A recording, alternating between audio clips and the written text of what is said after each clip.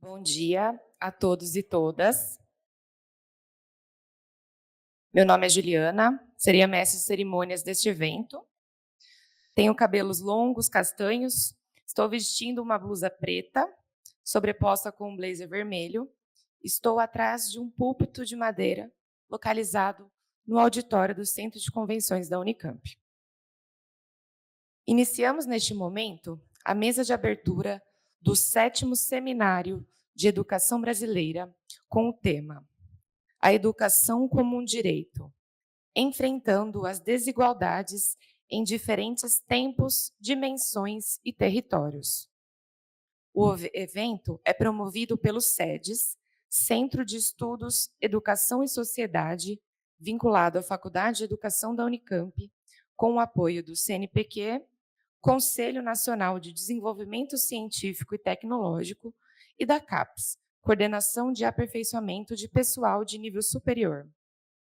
O objetivo deste evento é estimular reflexões, diálogos e alternativas para os desafios contemporâneos que incidem sobre a forma que pensamos e realizamos a ação educacional, com destaque para produção e reprodução das desigualdades em diferentes escalas, enfraquecimento da justiça, articulado a soluções autoritárias, moralistas e discriminatórias, contradições decorrentes da disseminação de tecnologias de informação acessadas de forma assimétrica e as tensões derivadas do modelo de desenvolvimento econômico que inviabilizam a sustentabilidade ambiental.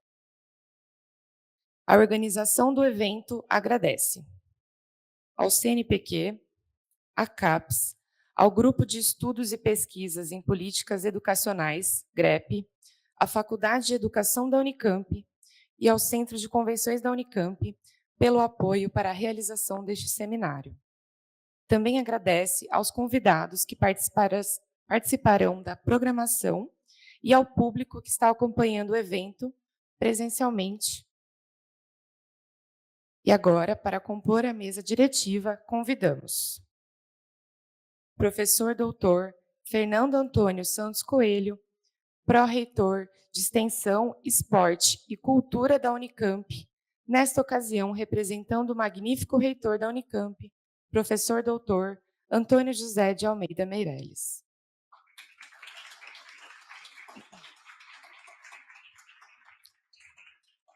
Professor doutor Guilherme Duval Toledo Prado, diretor associado da Faculdade de Educação da Unicamp.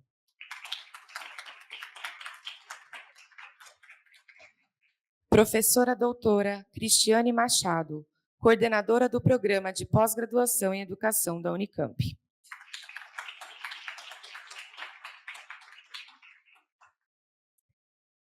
Professor doutor Sérgio Stocco, presidente do Centro de Estudos Educação e Sociedade.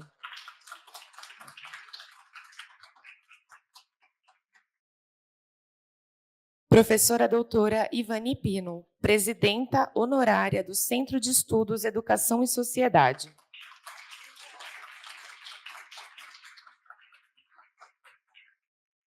Professora doutora Tereza Adrião, diretora de eventos do Centro de Estudos Educação e Sociedade.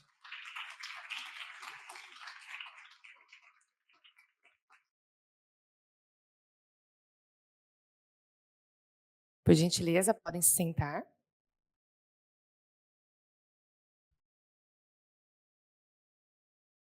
Convidamos a fazer uso da palavra e dar as boas-vindas aos participantes a professora doutora Tereza Adrião, diretora de eventos do SEDES. Bem, bom dia a todas as pessoas. Eu sou uma mulher de quase 60 anos, tenho cabelos na altura dos ombros castanhos claros, olhos castanhos, estou vestindo uma roupa verde, com um colarzinho preto. Bem, é um prazer, uma honra, né, iniciar esse evento. É o nosso 7º Seminário de Educação Brasileira, promovido pelo SEDES e com o apoio desse conjunto, né, de organizações, e especialmente dos estudantes e pesquisadores do GREP, né, que é quem está aí, é o staff, como diz a Juliana, e é quem está sustentando a parte operacional, então a quem eu agradeço. Só queria dar 2 informações. Nós tivemos esse ano 106 trabalhos inscritos, é um volume bem grande para o nosso seminário, quem conhece sabe, né? E 416 inscrições. Então, eu acho que, ainda que flutuante, nós teremos um evento bastante interessante, né, professora? Obrigada, que a gente comece bem esse final de semana.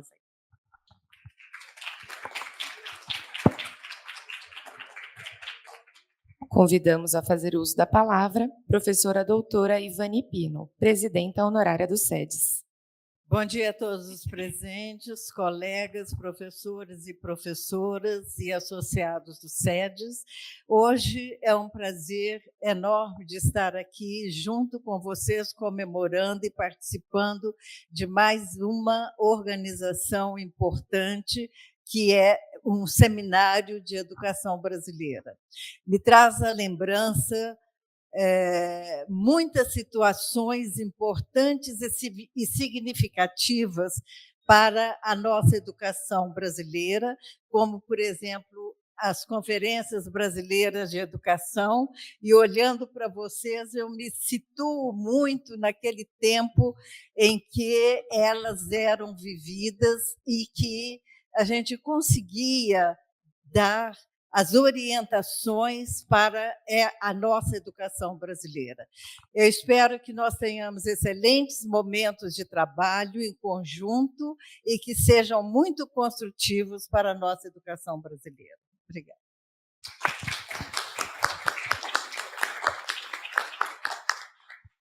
Convidamos a fazer uso da palavra professor doutor Sérgio Stocco, presidente do SEDES.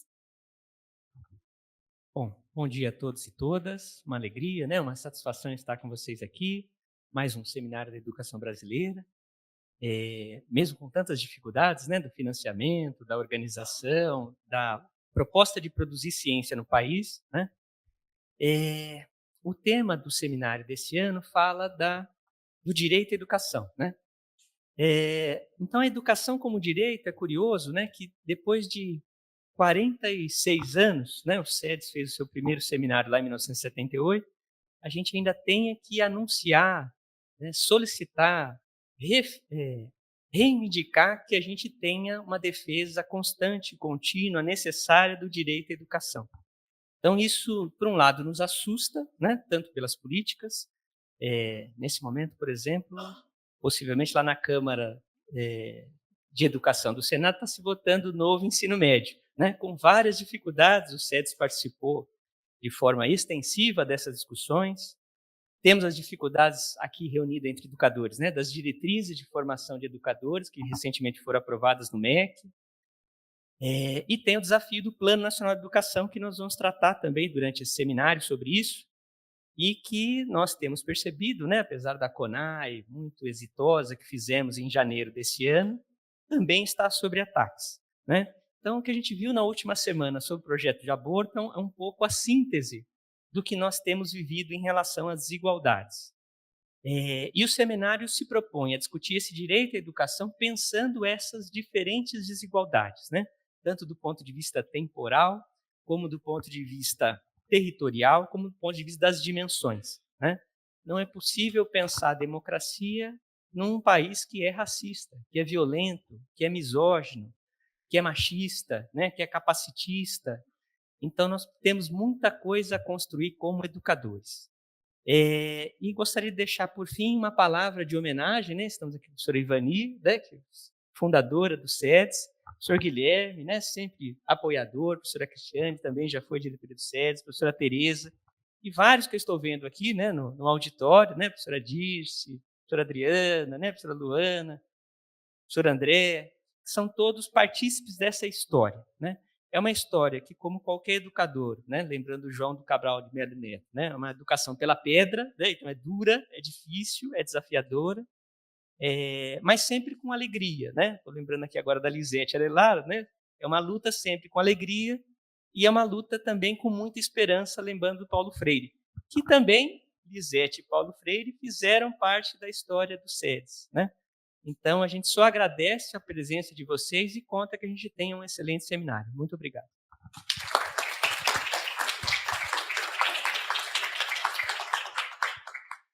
Convidamos a fazer uso da palavra professora doutora Cristiane Machado, coordenadora do Programa de Pós-Graduação em Educação da Unicamp. Bom dia a todos, bom dia a todas.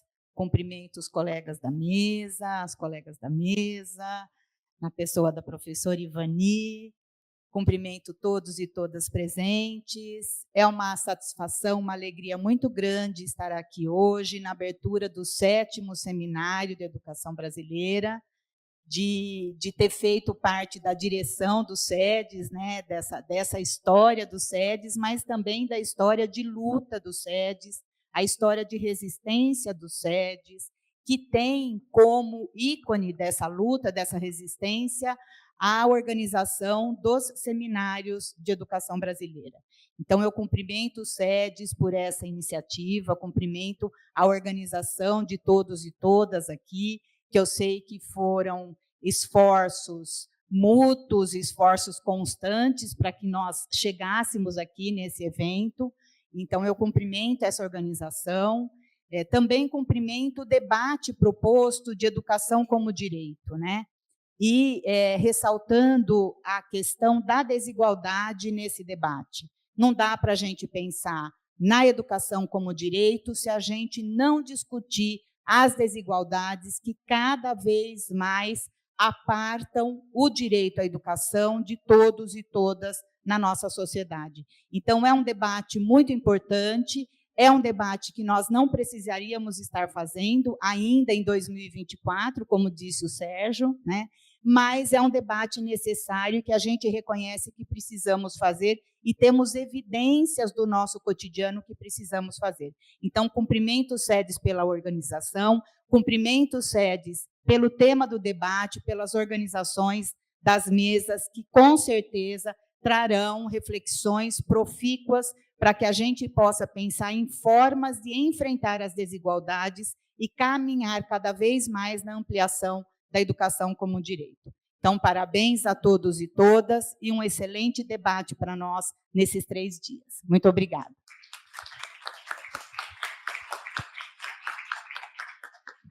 Convidamos a fazer uso da palavra professor doutor Guilherme Duval Toledo Prado, diretor associado da Faculdade de Educação da Unicamp.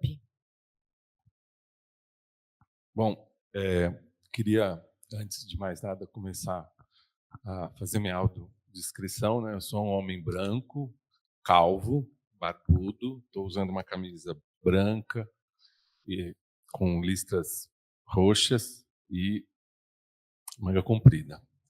Queria, antes de mais nada, em nome da Faculdade de Educação, né, parabenizar o evento. A professora Débora Jeffrey manifesta aqui os cumprimentos a todas e a todos e cumprimentar a mesa, principalmente no nome da professora Ivani, né, uma grande lutadora e criadora do SEDES, e também do professor Sérgio, está levando isso à frente, né, de uma maneira muito importante para a associação, e também dizer, né, da importância de um evento, como muito bem colocou a professora Cristiane, que luta, né, desde o seu nascimento pelo direito à educação e uma educação de direitos a todos os brasileiros e brasileiras. Então, acho que esse evento, né, marca, né, não só uma continuidade, como muito bem a professora Ivani disse, né, enquanto estudante participei das conferências brasileiras de educação, a qual o SEDES estava à frente, né,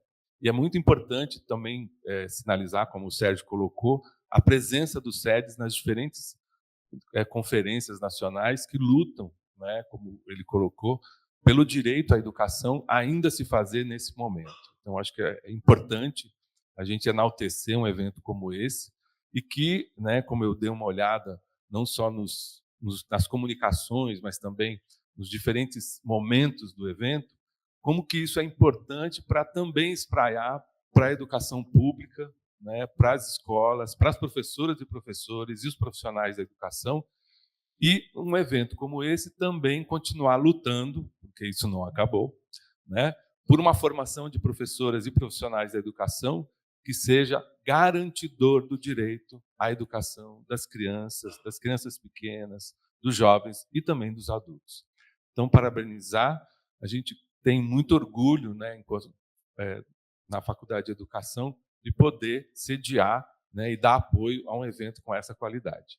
Um parabéns a todas e todos e ao grupo que está levando isso à frente, da professora Tereza Adrião. Obrigado.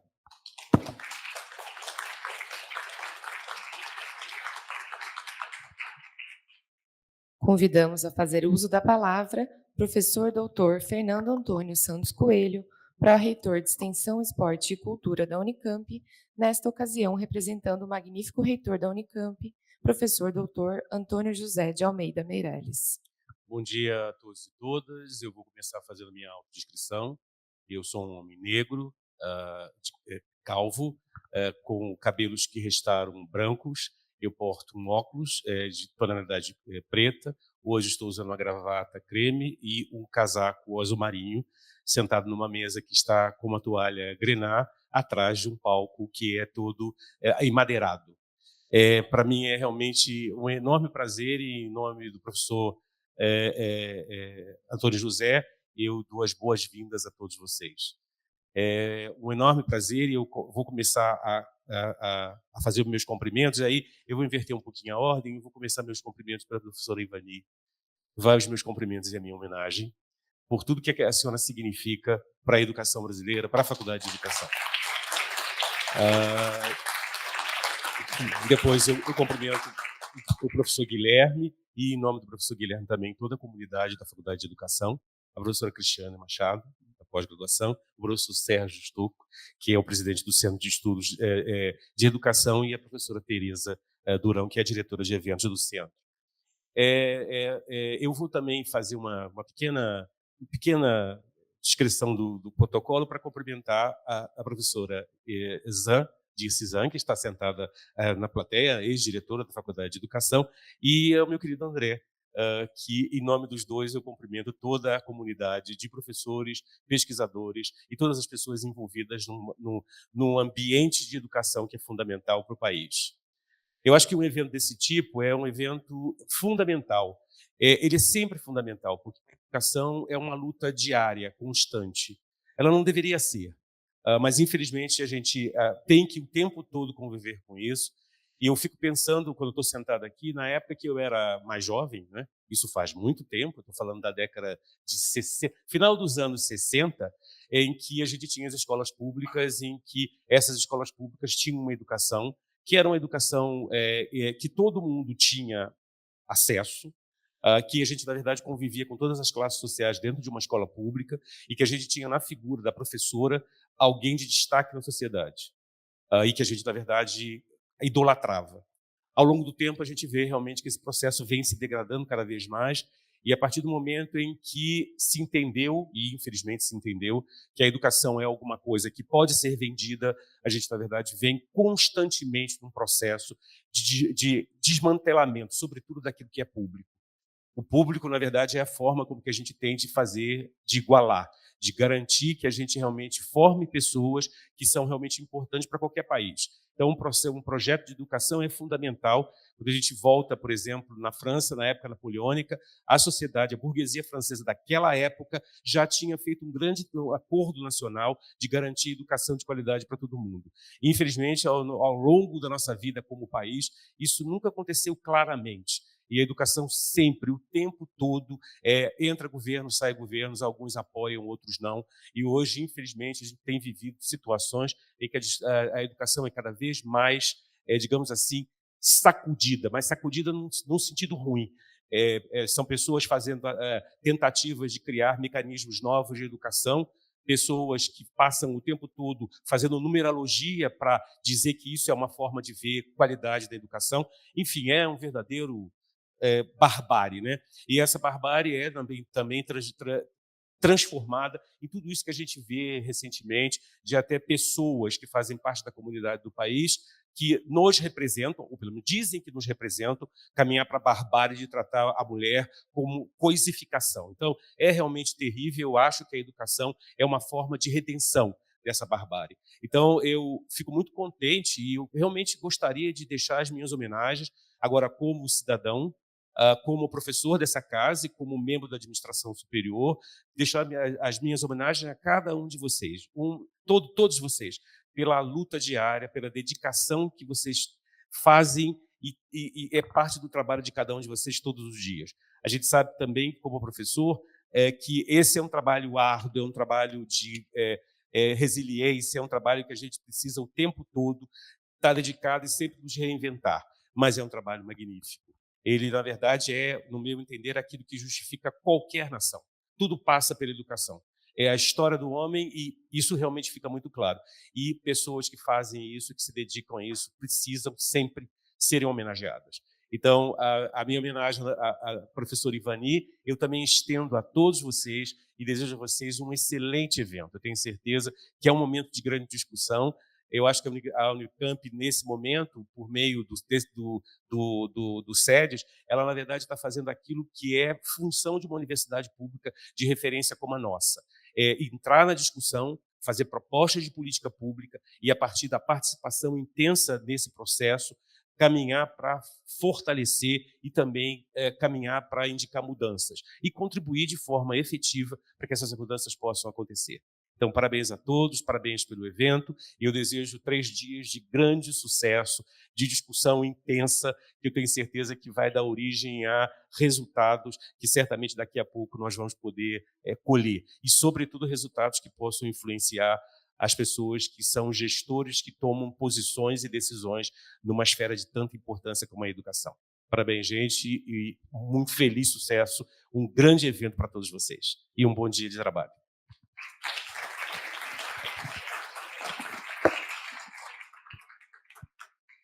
Encerramos a mesa de abertura deste evento, agradecendo às autoridades que a compuseram e as convidando para tomarem seus assentos na primeira fileira para acompanharem a continuidade do evento. Desejamos um excelente evento a todos e todas. Dando continuidade ao evento, teremos agora a conferência de abertura com o professor Dr. Licínio Lima, da Universidade do Minho, Portugal. Por favor.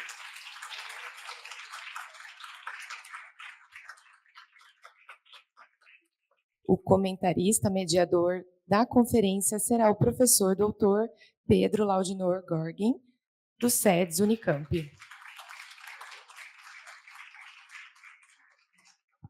Bom dia a todos e a todas. Eu espero que esse encontro seja profícuo para todos nós, seja de bom proveito, e estamos muito curiosos para dialogar com o professor Licínio aqui nesse dia de hoje.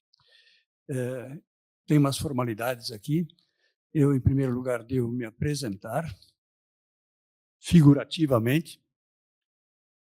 Gênero, acho que não tem dúvida.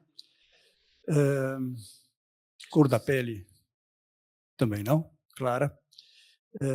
Cabelos menos pretos que antes, são brancos. Roupas, terno e gravata. E acessórios, eu acho que não tem. Outros acessórios, né?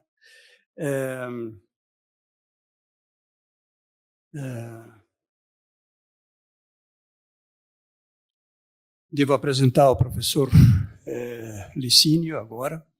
Eu vou ser formal, vou ler aqui o texto, porque senão pode me escapar alguma coisa. E já tem algumas coisas que foram eliminadas pelo professor.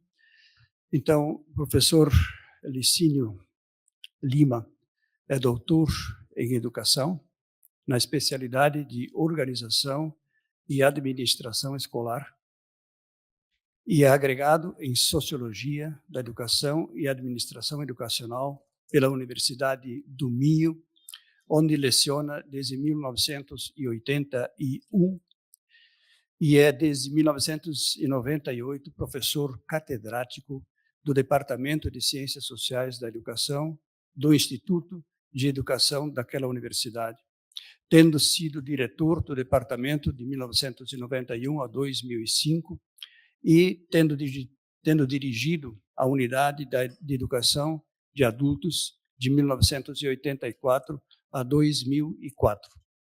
O Centro de Investigação em Educação e Psicologia, 1994 a 1997, o curso de mestrado em Educação, de 2003 a 2006, e o Departamento em Ciências da Educação, de 2010 a 2013.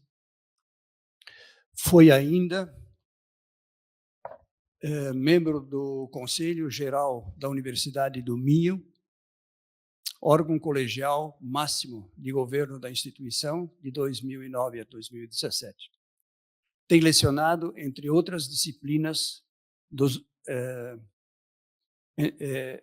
tem lecionado, entre outras, disciplinas dos domínios de Sociologia das Organizações Educativas, Administração Educacional, Métodos de Investigação e Políticas de Educação de Adultos, tendo sido professor convidado e dirigido cursos e seminários em mais de 2 dezenas de universidades da Europa, África, América Latina e Ásia. Atualmente é professor visitante da Universidade de Milão, Bicocca, Itália, e na Universidade de Julius Maximilians Würzburg, da Alemanha. Em 1993, foi-lhe atribuído o Prêmio Rui Grácio, instituído pela Sociedade Portuguesa de Ciências da Educação, com o patrocínio da Fundação Calouste Gulbenkian. Em 2022, foi eleito membro da Academia das Ciências de Lisboa, tendo nesse mesmo ano sido admitido no International Adult and Continuing Education Hall of Fame. Publicou nos Estados Unidos. Publicou diversos estudos à solicitação do Ministério da Educação, da Comissão de Reforma do Sistema Educativo e do Conselho Nacional de Educação, e desempenhou várias funções científicas e de avaliação por nomeação ministerial. Dirigiu várias equipes de investigação no âmbito de projetos desenvolvidos no país e no estrangeiro, e orientou uma centena de estudantes de mestrado, de doutorado, de doutoramento e de pós-doutoramento de diversos países. É autor de mais de 2 centenas de trabalhos publicados em 19 países e em 7 distintas línguas, incluindo mais de 30 livros.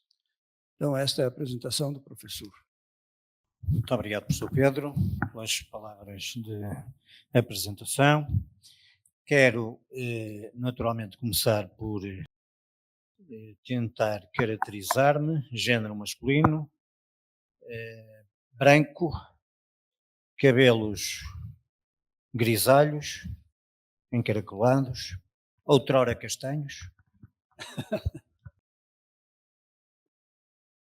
pálito azul, sem gravata para equilibrar com o meu companheiro de mesa e acessórios visíveis, os óculos. Começo naturalmente por uma saudação muito cordial aos participantes neste 7º Seminário de Educação Brasileira. Como todos sabem, é uma importante realização do Centro de Estudos Educação e Sociedade, cuja direção aproveito para cumprimentar na pessoa do seu presidente, o professor Sérgio Stocco. É naturalmente uma alegria e um privilégio aqui voltar, reencontrar bons amigos e bons colegas. Agradeço por isso a generosidade do convite que me foi endereçado pela comissão organizadora e permitam-me destacar a sua coordenadora, a professora Teresa Adrião. Uma referência ainda à presidente honorária do SETES, a professora Ivani Pino, responsável pela minha colaboração como editor associado na prestigiada revista Educação e Sociedade, mesmo com todas as falhas da minha parte. Um agradecimento especial ao professor Pedro Gergen por ter aceitado comentar esta conferência, assim me prestigiando muito. creia, professor Pedro, que me sinto muito bem acompanhado. Foi-me solicitado que refletisse sobre a educação como direito num mundo desigual, a crítica como estratégia. E é o que vou tentar fazer, enfrentando os problemas para que o título remete e a pergunta magna que, de certa forma, nos persegue: é possível a realização do direito a uma educação democrática, igualitária, num mundo desigualitário? Num mundo em que as diversidades de todo o tipo, sociais, económicas, culturais, linguísticas, religiosas, de etnia, de género, de idade, etc., são frequentemente transformadas em desigualdades sociais e, por vezes, educacionais. E por referência a uma educação que vem sendo objeto de discursos hiperbólicos, discursos do tudo ou do nada, que ora apontam a educação como a origem de todos os males e a razão determinante da crise e dos déficits de competências, de qualificações, de empregabilidade, de produtividade económica, etc., ora a apresentam como a solução salvífica e de superação dessa crise através de um pedagogismo exacerbado, de um empreendedorismo pedagógico triunfante. E, no entanto, em qualquer dos casos, o direito à educação, sobretudo à educação escolar básica, encontra-se juridicamente inscrito nos textos legais e de forma bastante generalizada. O professor Carlos Roberto Jamil Curi, um reconhecido especialista brasileiro nestas matérias, entre outras, observou isso mesmo, tendo afirmado, e cito: hoje, praticamente, não há país no mundo que não garanta em seus textos legais o acesso dos seus cidadãos à educação básica. Afinal, a educação escolar é uma dimensão fundante da cidadania e tal princípio é indispensável para políticas que visam a participação de todos nos espaços sociais e políticos e mesmo para reinserção no mundo profissional. Fim de citação. Remete-nos o autor, com pertinência, para a Declaração Universal dos Direitos Humanos, para diversas convenções e pactos a que se poderia juntar o movimento da educação para todos, e ainda a regra de ouro de que é a criança o verdadeiro sujeito de direitos. Mas a educação como direito humano fundamental remete-nos por uma questão de justiça, de direitos não apenas legais, mas justos. Isto foi realçado por muitos autores, entre os quais Amartya Sen. As lutas pela consagração da educação como um direito revelaram-se historicamente importantes, ainda quando tenderam a concentrar-se nas questões do acesso, nem sempre incluindo as questões da permanência e do sucesso educativo, tal como correram os riscos inerentes aos discursos retóricos e grandiloquentes, tendendo a reduzir os direitos aos direitos legais. Importantes, é claro, mas insuficientes. Para além disso, a relevância de se proclamar o direito à educação não dispensa a exigência de uma efetivação desse direito, para todos e todas, e com qualidade, associando a lógica dos direitos àquilo a que Amartya Sen chamou a educação como capacidade, orientada para o bem-estar das pessoas e para a liberdade, combatendo todas as formas de desigualdade, adotando uma lógica de mudança social, insistindo naquilo a que cada pessoa é capaz de aceder, é capaz de fazer, tem a oportunidade de fazer, no âmbito mais geral de uma concepção de aperfeiçoamento individual e social. Isto significa que a perspectiva da educação como direito humano fundamental é crucial e necessária, mas não é suficiente. É necessário que os direitos outorgados, tantas vezes na sequência de processos de luta e de reivindicação, extravasem o universo jurídico-formal para serem atualizados, experimentados, cumpridos, numa palavra, vividos. Por isso, alguns autores, como é o caso de Ingrid Robbins, são favoráveis à articulação entre direito à educação e educação como capacidade, até para afrontar criticamente uma terceira perspectiva, bem conhecida de todos, a educação como capital humano, influente a partir da década de 1960 e hoje, de novo, insistindo nas competências e conhecimentos como investimentos na produtividade dos seres humanos. São variadas as linguagens e conceitos que abordarei, partindo da tese de que essas abordagens técnico-racionais, instrumentais, economicistas, exigem o nosso esforço crítico, tal como a centralidade que assumiram nas políticas educacionais e em diversas escalas, da OCDE e do Banco Mundial à Unesco, à União Europeia, a vários governos nacionais, mas também a várias instituições e atores educativos. O que se tem visto é que a perspectiva do direito à educação, tal como definido pela Declaração Universal dos Direitos Humanos, tem sido objeto de apropriações tecnocráticas e meritocráticas. A este propósito, o nosso colega Tristan McCowan perguntou justamente se o direito à educação se relaciona e como se relaciona com o quê? Por educação entendemos sobretudo o acesso às escolas. Serão as escolas, pergunta-se o autor, isoladamente, as instituições próprias e suficientes para assegurar efetivamente o direito à educação? Quais são os efeitos ou os impactos que são esperados? Enfim, um conjunto vasto de perguntas que considero realmente muito pertinentes. E aqui, voltando às apropriações dominantes em política educacional, lembro como a educação como direito ganhou ressonâncias que exigem crítica e debate. Por exemplo, a ideia de que se trata de um direito, no fundo, orientado para não desperdiçar talentos, para alargar a base de recrutamento das elites, para produzir mão de obra qualificada necessária à economia, entre outros objetivos, todos eles funcionais e instrumentais. Os dilemas são vários. O direito à educação é indispensável, mas exige uma educação distinta da tradicional.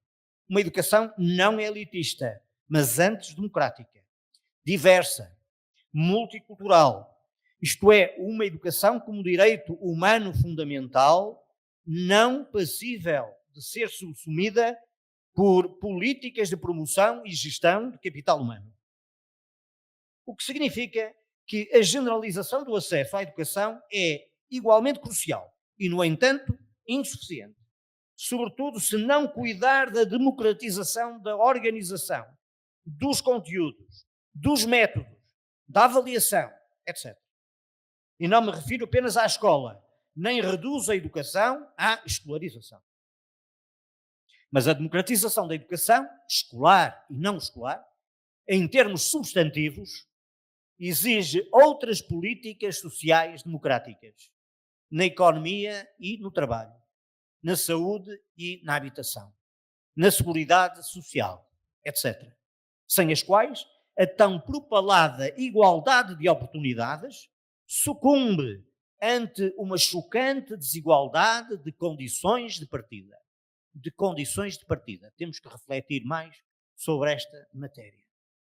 Esta desigualdade de condições de partida é estrategicamente usada, designadamente pelas novas classes médias, como observou o nosso colega inglês Stephen Ball, no caso da Inglaterra, para ampliar as suas vantagens sociais, a par de estratégias de distinção social, através da intensificação da competição posicional que busca obter vantagens competitivas para os seus filhos, para as suas filhas, naturalmente. Também por isso, esta classe média tende a não apoiar esforços de democratização da educação e de experimentação de métodos educacionais e pedagógicos, nem tampouco políticas sociais equitativas, nem ações afirmativas e outras contra a discriminação no acesso, na permanência e no sucesso em educação. Por tudo isto, o estudo da nossa questão beneficia, segundo creio, da distinção que aqui vos vou propor entre a educação como direito consagrado, a educação como direito decretado e, finalmente, a educação como direito praticado. No primeiro caso, refiro-me a grandes referenciais normativos e axiológicos, na maior parte das situações com caráter genérico. Grandes declarações, convenções, pactos, constituições políticas dos países que consagram o direito à educação. Os impactos da educação como direito consagrado nas legislações ordinárias de países, regiões, municípios, em termos mais concretos, são, porém, muito variáveis. O que significa que a educação como direito consagrado, nos grandes textos, não garante imediatamente uma educação como direito decretado, até porque este direito decretado é sempre uma recepção política e contextualizada por parte de ideários e de forças políticas que são diversas. Não há, portanto, qualquer tipo de automatismo ou de pura reprodução normativa entre direito consagrado e direito decretado, nesta área como muitas outras. Estou a pensar, por exemplo, na gestão democrática, na participação na educação, etc. De resto, é possível admitir que a educação como direito decretado na legislação concreta de um país, por exemplo, num dado momento histórico, possa, nos casos, ficar aquém da consagração da educação como direito e, noutros casos, pelo contrário, ir além, ser mais ambiciosa, mais avançada, relativamente àquilo que se encontra consagrado nos grandes textos, muitos dos quais de circulação global.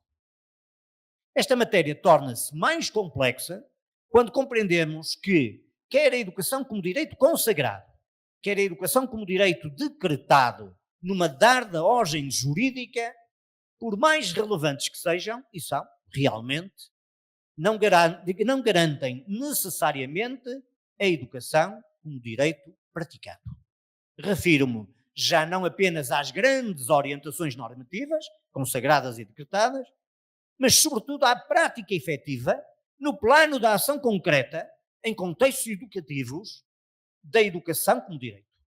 No limite, as duas primeiras estão mais ligadas à ideia de direito à educação, ao passo que a prática efetiva desse direito à educação remete para a realização da educação como direito, em termos empíricos, implicando não apenas uma natureza axiológica e jurídico-formal, mas também uma natureza operacional, em termos de organização, governo, gestão da educação, conteúdos, métodos, avaliação, recursos, etc. É a educação como complexo de práticas sociais efetivas. A educação como direito praticado. Ora, se a educação como direito praticado é influenciada pelo plano das orientações para a ação, sabemos que não é nunca uma cópia, não é nunca uma mera reprodução desse plano, como se pudesse dispensar os atores e as práticas educativas concretas. E também por isso, podem ocorrer situações em que a educação como direito praticado suplante, vá mais longe, venha mesmo a influenciar a educação como direito consagrado e como direito praticado. Isto é, de baixo para cima, uma influência de baixo para cima. Isso é mesmo constatável em processos de mudança revolucionária ou de transição democrática a nível político de regimes, como sucedeu em Portugal e no Brasil, no último quartel do século XX. Lembro meramente a título de exemplo, tenho estudado há muitos anos, que a gestão democrática das escolas, após a Revolução dos Cravos, que comemoramos agora os 50 anos, fez o percurso inverso daquele que é geralmente esperado e que eu também segui na minha enunciação. Direito consagrado, decretado, praticado. Pois, em contexto revolucionário, foi tudo ao contrário. Tudo ao contrário. Na verdade, foi em primeiro lugar uma prática nas escolas, a prática da gestão democrática, contra toda a legislação do regime político de Salazar Caetano. Seguidamente foi objeto de reconhecimento a posteriori por parte dos governos provisórios, só então sendo decretada. Gestão democrática praticada nas escolas, não é? Mais tarde o governo a correr atrás do prejuízo, digamos assim, tentando decretar o que já estava a acontecer nas escolas, legalizando retrospectivamente, e finalmente em 1976, com a nossa Constituição, constitucionalizando a gestão democrática. Vejam como é interessante o percurso, não é? Em termos históricos e em termos de dinâmicas sociais que vão sempre à frente das grandes declarações formais.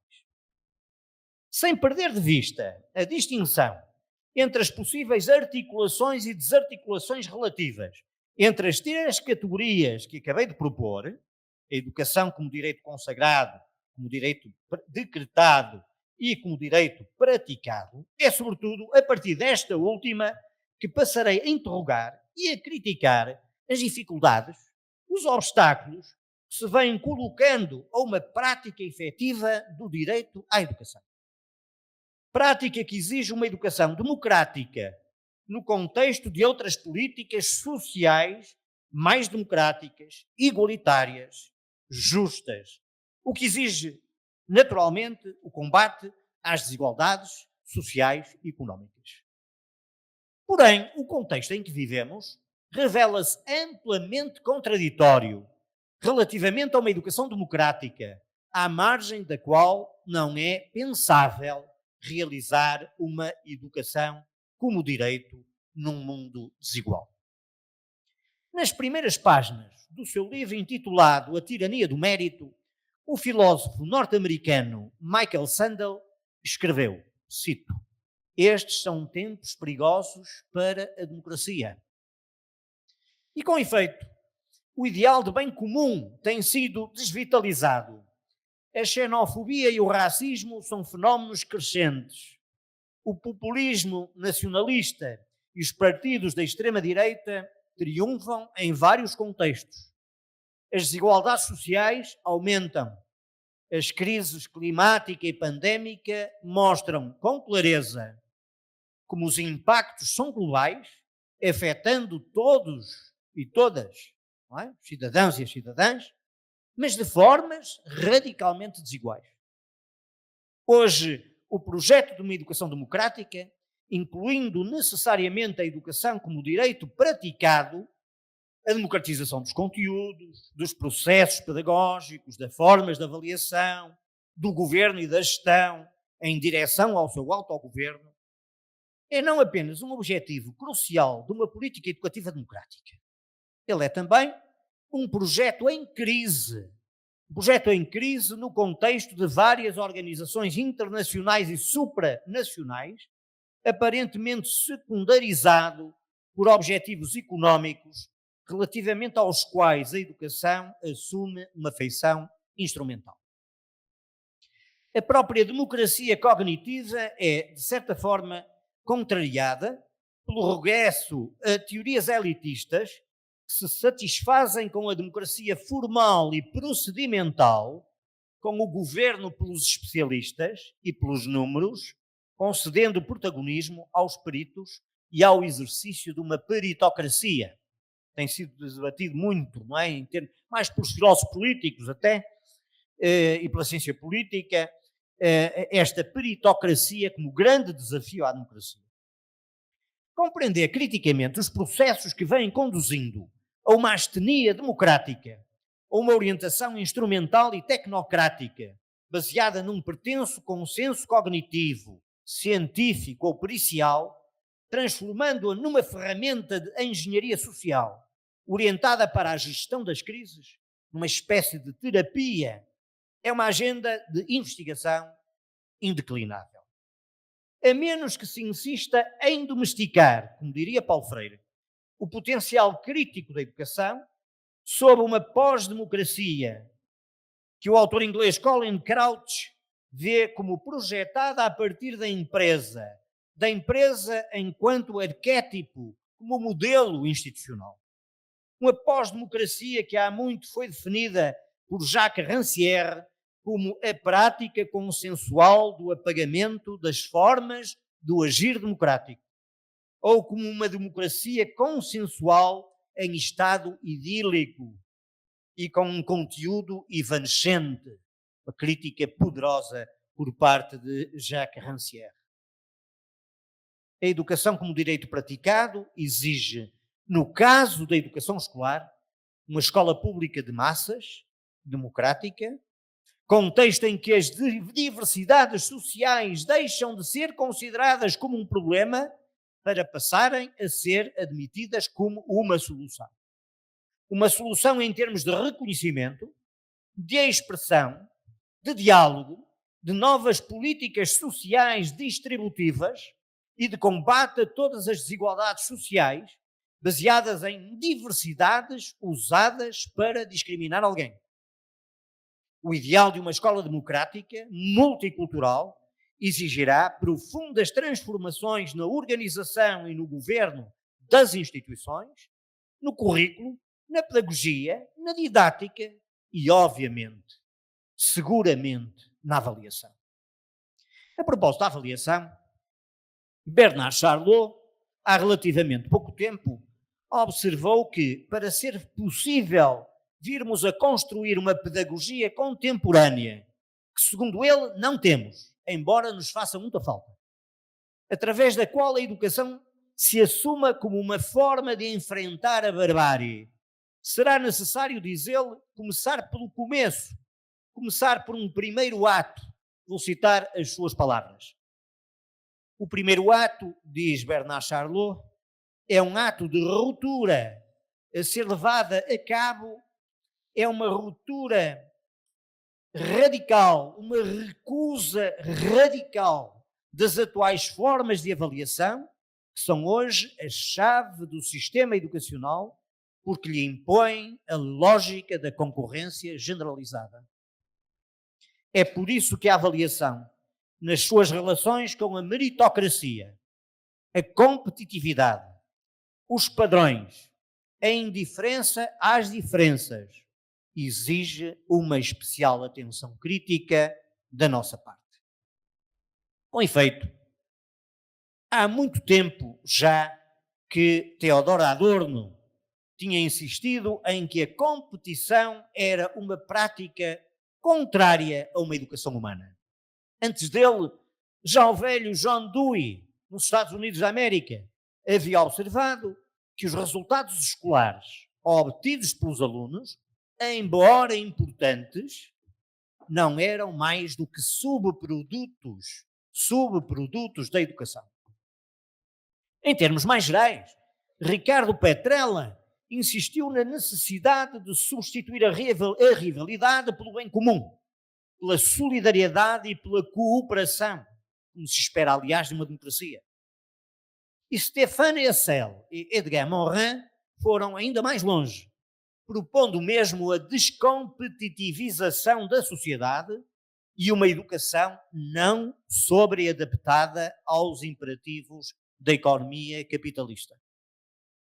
Porém, mesmo no mundo da educação, encontramos-nos divididos.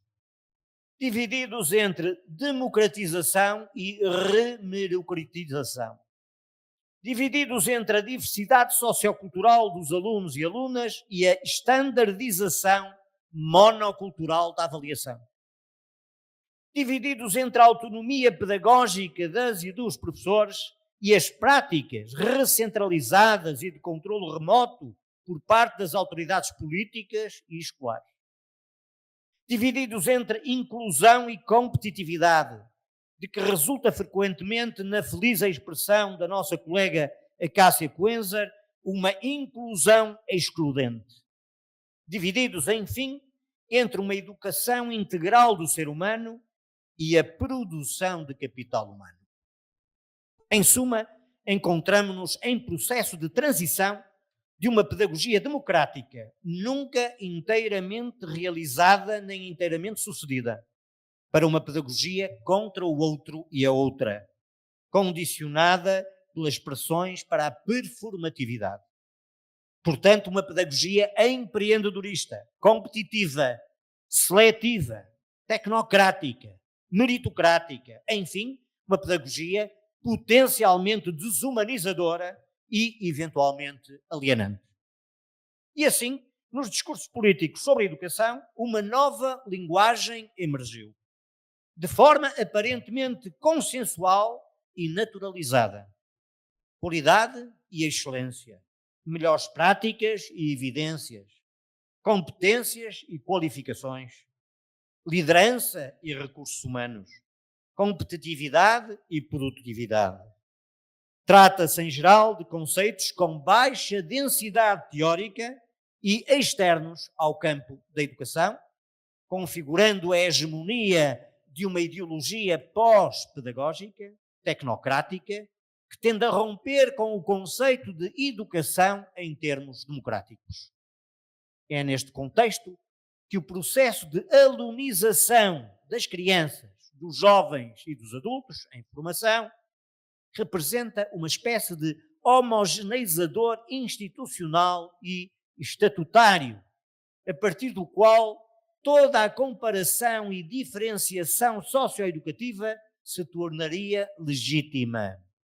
Ou seja, as variáveis socioeconómicas, culturais, de género, de etnia, etc., deixariam, pretensamente, de interferir nesse processo de reconhecimento do esforço, da inteligência, do talento e dos dons, é que voltamos e que voltaram a estar na moda.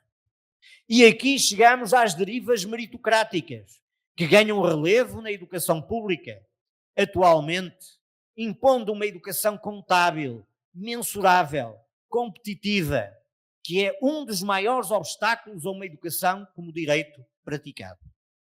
Uma deriva meritocrática que, além de tudo, é reforçada por discursos políticos e que parece vir a ganhar maior adesão por parte dos educadores e educadoras profissionais, até pelo facto de, aparentemente, reforçar o seu poder através do recurso a formas de avaliação sumativa tradicionais. Assim, todos os indivíduos, uma vez na condição de alunos ou alunas, partilhariam o mesmo status e recursos idênticos inerentes a esse estatuto.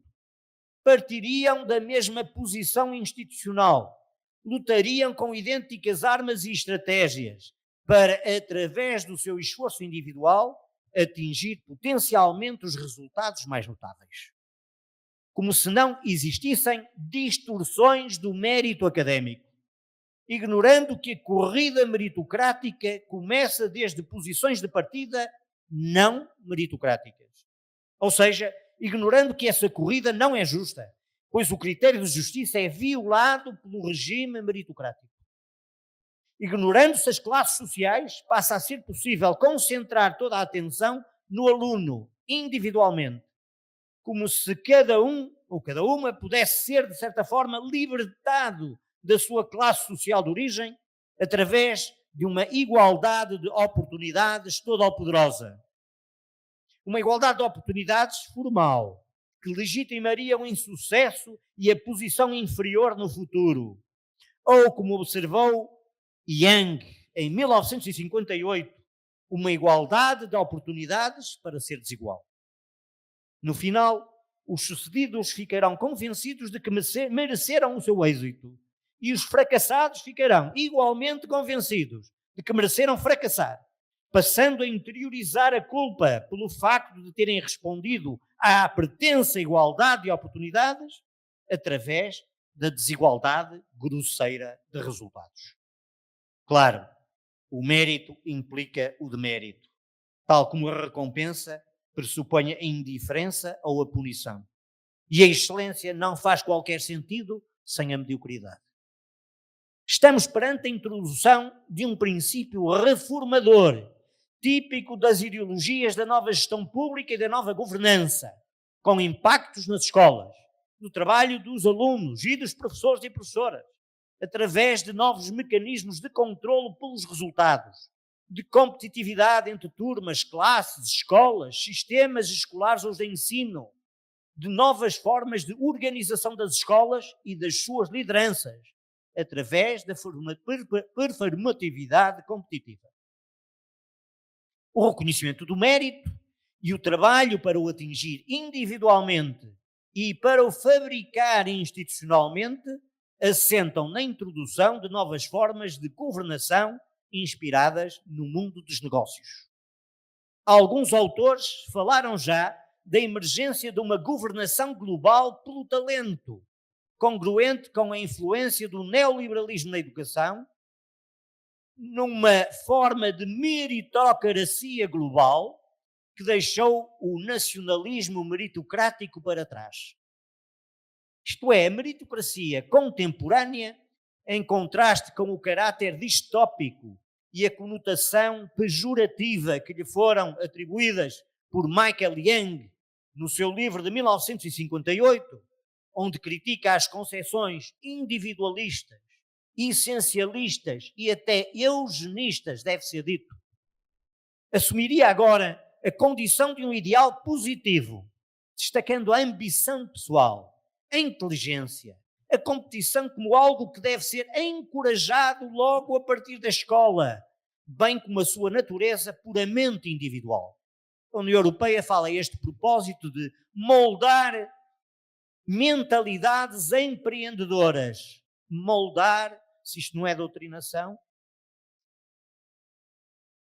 Daniel Bell, no início da década de 1970, destacou-se no resgate da meritocracia num contexto de valorização das competências técnicas na gestão de recursos humanos, uma liderança pelos melhores, no elogio daquilo a que Bell chamava a hierarquia do intelecto, tendo admitido que a sociedade pós-industrial seria a extensão lógica da meritocracia, ou seja, a codificação de uma nova ordem social baseada, em princípio, na prioridade do talento educado. Acabo de citar Daniel Bell.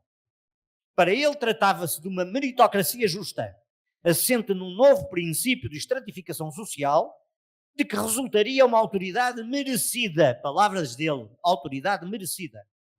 E, nesse sentido, a meritocracia não seria incompatível com a igualdade, nem com uma economia de mercado, segundo David Miller, mas antes aceitável quando ocorresse em contextos institucionais e segundo princípios de igualdade. Pelo contrário, outros autores associaram meritocracia a plutocracia, a oligarquia, a partir de uma crítica a uma concepção inata e essencialista de inteligência e da edificação de um sistema competitivo no interior do qual, por definição, a maioria ficaria para trás, incapaz de se suceder e de se distinguir.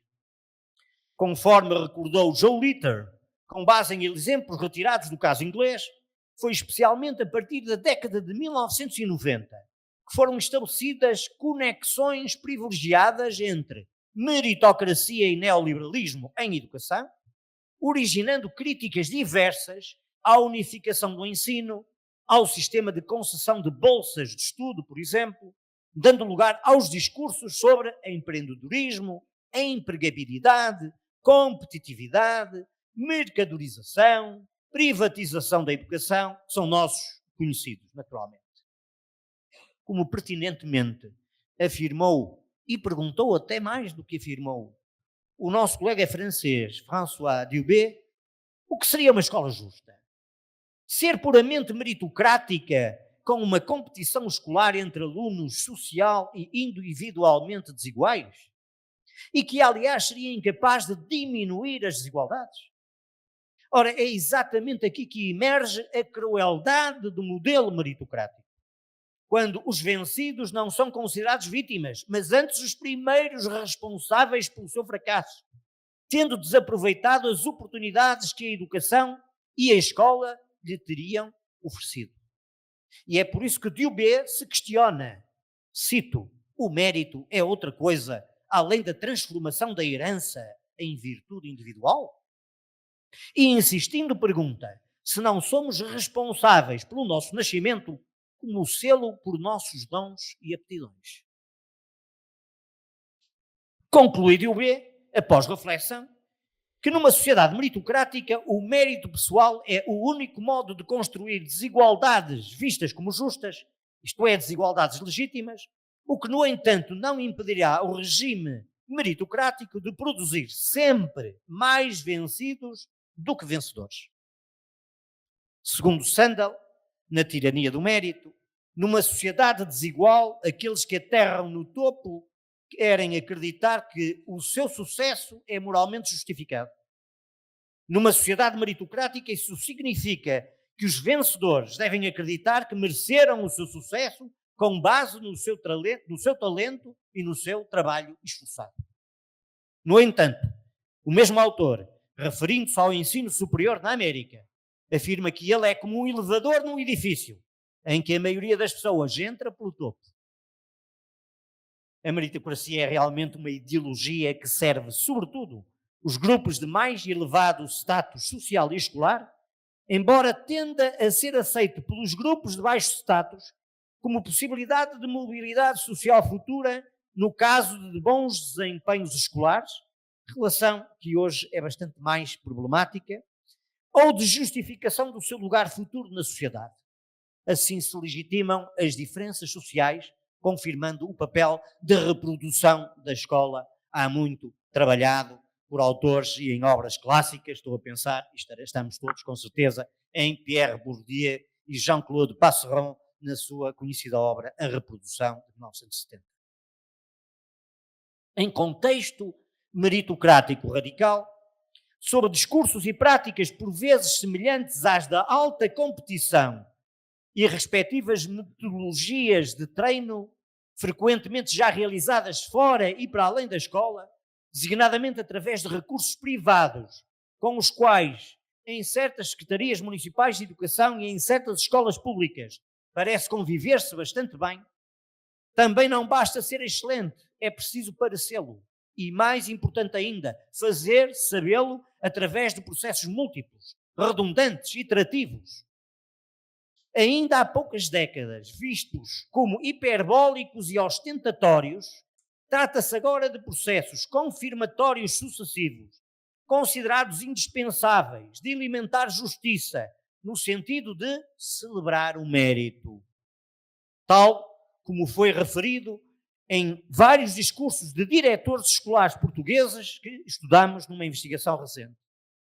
Quer dizer, a avaliação, a nota atribuída por cada professor ou professora em cada prova, trabalho, a prática do elogio ou do reforço positivo, como dizem os nossos colegas psicólogos, ou do exercício daquilo a que Etzioni chamou o poder normativo puro, quando baseado em critérios de aproveitamento escolar excelente, a chamada classificação ou avaliação interna no final de cada período escolar ou no final do ano escolar, a avaliação externa resultante dos exames nacionais, as médias obtidas no acesso ou para o acesso ao ensino superior, por muito elevadas que sejam, parecem já ser insuficientes em termos de reconhecimento público, status, estima, consideração por parte das famílias, dos professores, dos pares da instituição escolar. Por tudo isso, não se dispensa agora a introdução de rituais de distinção académica, cada vez mais frequentes nas escolas. Quase totalmente baseados nos resultados escolares. Mesmo quando a investigação encontra referências discursivas a outros tipos de distinção, por exemplo, baseados em valores, comportamentos, etc. E mesmo quando investigações empíricas revelam que práticas escolares performativas, orientadas pelo direito a ser brilhante, surgem associadas a comportamentos não apenas individuais por parte dos alunos, mas obviamente também a estilos de vida das famílias, ao seu capital cultural, aos recursos financeiros que são capazes de mobilizar para a educação dos seus filhos, designadamente para além dos muros da própria escola.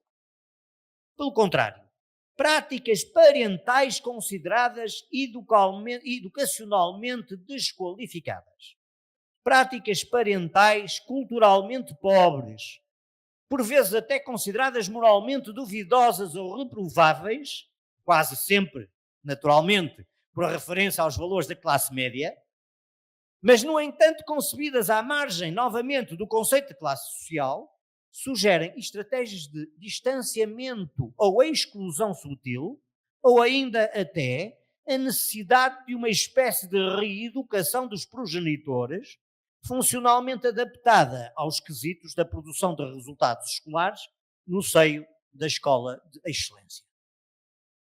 As questões tendem realmente a ser apresentadas como estando muito para além dos limitados horizontes pedagógicos e por várias razões.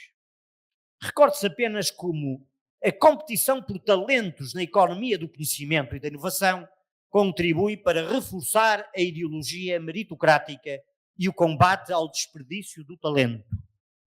Mesmo quando o elogio da meritocracia ocorre com maior intensidade no momento em que a mobilidade social ascendente, sobretudo por via escolar, parece estar em relativo declínio. Embora se insista em que muitas mais crianças e jovens da classe trabalhadora, agora mais educadas e competentes, segundo a linguagem da moda, devem chegar ao topo, o problema é que o topo não se encontra em expansão. Não se encontra em expansão. E de modo semelhante, as comuns conexões estabelecidas entre resultados escolares e diplomas educativos de nível mais elevado, por um lado, e destinos no mercado de trabalho de maior status e maior rendimento, por outro, revelam-se muito complexas, atravessadas por múltiplos fatores sociais que frequentemente contrariam os mais elementares pressupostos meritocráticos. Sem esquecer o aumento do desemprego estrutural e da precariedade, o crescimento das desigualdades salariais, ao mesmo tempo que as habilitações académicas aumentam, que as diferenças educacionais diminuíram e que a desvalorização dos diplomas escolares passou a ocorrer com grande particular intensidade nos níveis elementares e intermédios da respectiva hierarquia. Concluo. Segundo Michael Young, no seu livro de 1958, este Michael Young não é o Michael F.D. Young, é um Michael Young socialista do Partido Trabalhista, enfim, que escreveu em 1958 uma obra chamada O Apogeu da Meritocracia, que é considerado um livro clássico na sociologia da educação. A ascensão da democracia, e este livro é uma espécie de um romance, pelo menos de uma narrativa, não é, distópica. O autor diz que a meritocracia está em crescendo, vai continuar a ser incrementada pelo menos até 2033. O autor já morreu. Eu só quero acentuar a ideia de que ainda não chegamos a 2033. Portanto, os meus amigos e as minhas amigas, preparem-se para o que vem. Seja como for, uma educação democrática mais igualitária e mais justa exigirá uma avaliação igualmente democrática e não meritocrática ou elitista. Uma educação e uma avaliação não subjugadas à concorrência, à competitividade económica ou apenas à produção de competências altamente diferenciadas para o mercado de trabalho no novo capitalismo. A educação e a avaliação das diversidades constitui uma tarefa difícil e complexa, especialmente em contextos de padronização, de realitização, que tendem a transformar as diversidades em desigualdades e a insistir na meritocracia como forma de governo pelas e para as desigualdades.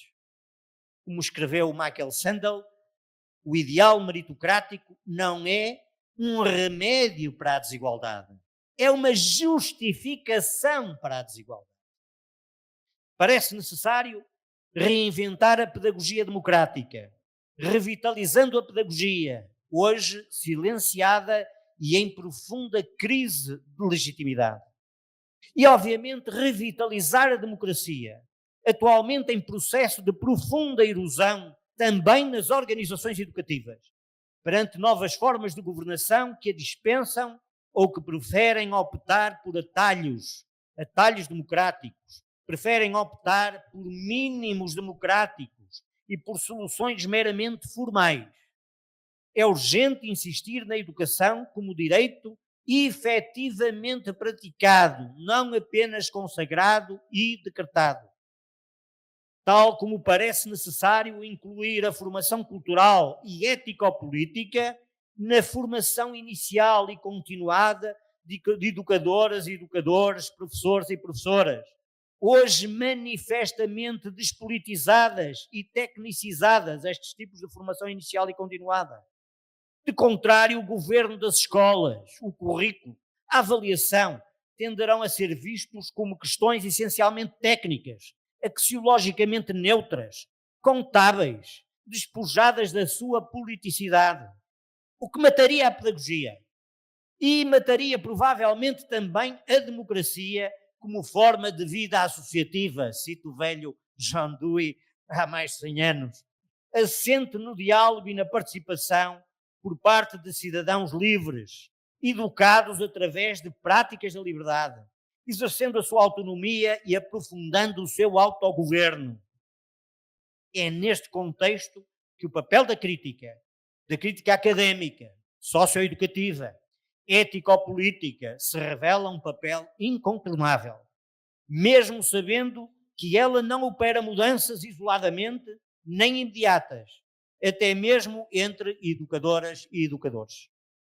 Mas essa crítica desvela as soluções atomizadas, falsamente inclusivas, desvela a retórica do direito à educação através de estratégias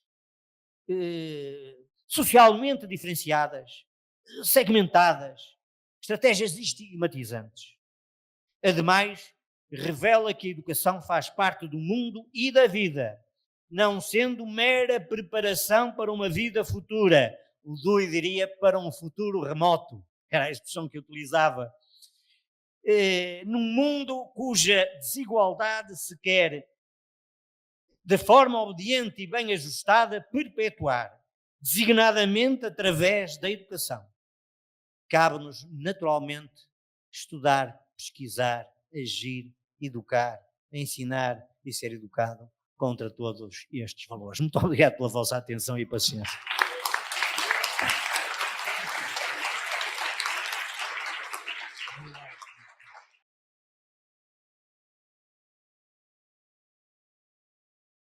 O conselho que eu recebi aqui agora foi o seguinte: reage.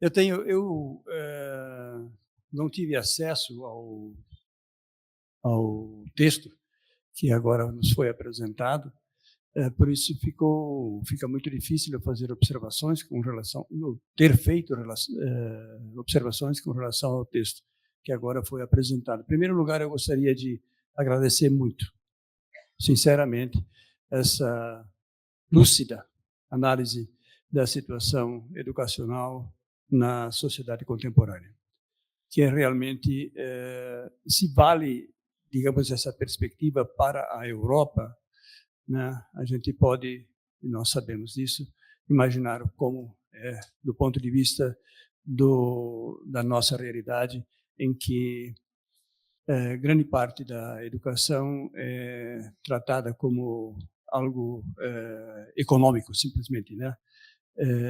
E isso realmente é uma... Eu tenho netos que moram e estudam na Inglaterra, e eu vejo muito claramente uma profunda diferença, né? E apesar disso, são pertinentes as críticas que o professor faz aqui, mesmo em relação ao sistema muito avançado como é o da Inglaterra, da Alemanha e de todos os outros países, inclusive Portugal.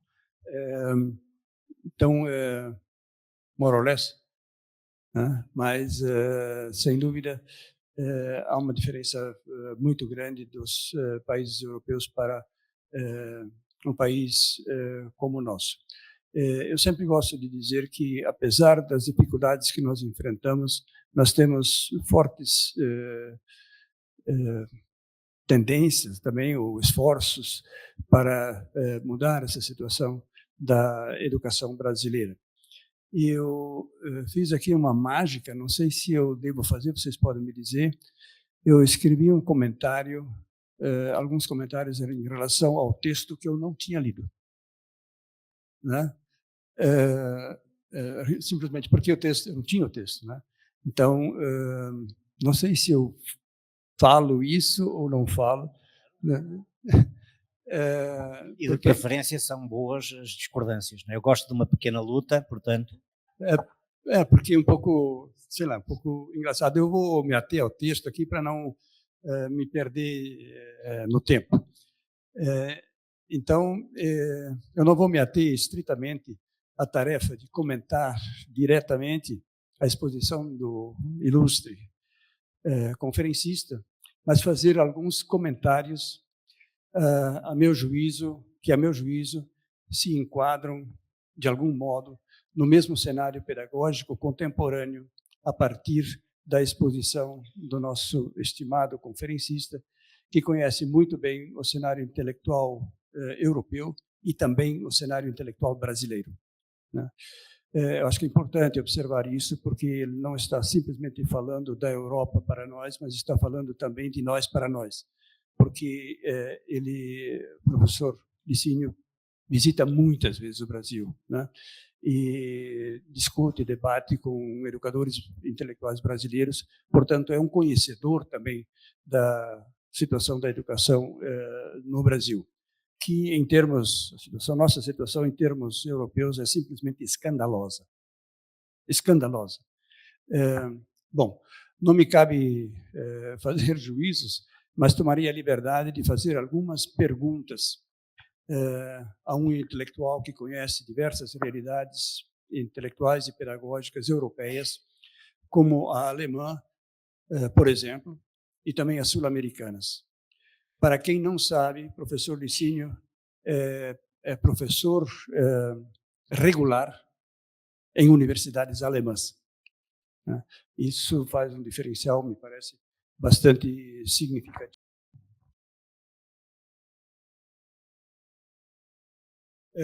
Comentar a conferência de abertura não é tarefa fácil para quem não teve a oportunidade de ler o texto antes, é claro. O primeiro aspecto que gostaria de comentar refere-se ao conceito de norma.